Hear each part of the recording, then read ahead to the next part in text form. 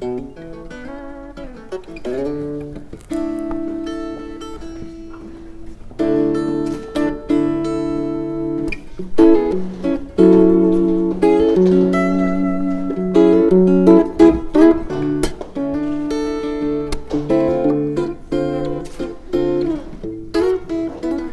was 1989, I did my first trip to the States, and I went to Manny's in New York, and it was so legendary and I just couldn't wait to go there, and I really wanted to find a great Telecaster.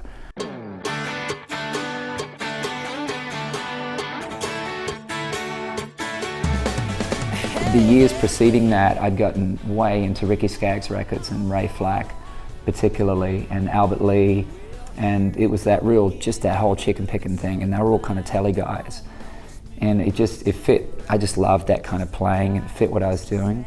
And I walked into Manny's, and this guitar, brand new, looking a little better than it does now, was sitting in this glass case, you know, like 89 was the 40th anniversary, and this guitar had just come out. And I remember walking in, and just, it was like, oh, like this holy grail of a guitar for me. And so I went in and asked the guy if I could play the guitar. He's looking at me, he's like, yeah, take your belt buckle off, take your jacket off, any buttons and everything. He was like, you know, it's like I was gonna get to read the scripture or something. And so he pulled it out and I played it for forever. And the guy eventually was like, look, you're gonna buy it, or you're just gonna keep playing it. And so I went away and I talked to some friends of mine and just sort of scraped up enough money somehow by borrowing, and I did all kinds of things to scrape up the money to get my first telly.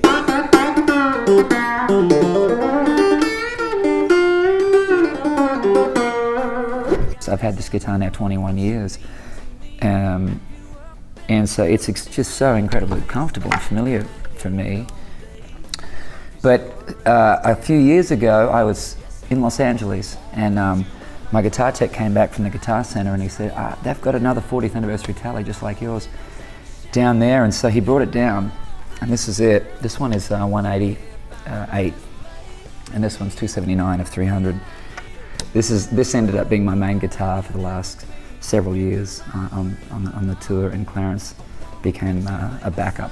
Funny, I called it Clarence after the angel in It's a Wonderful Life, because I remember that scene where it's, you know, Clarence sort of like, he shows Jimmy Stewart what life would have been had he not have been there. And I wonder what life would have been like if I hadn't had this guitar, because it's been with me through so many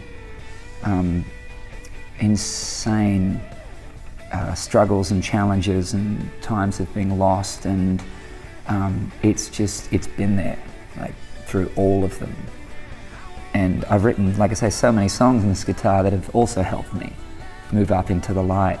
So it's beautiful, you know, for so many reasons. But what I really loved finding out was evidently Leo Fender's real name was Clarence. So I loved finding that out, because there you go, Lord works in mysterious ways.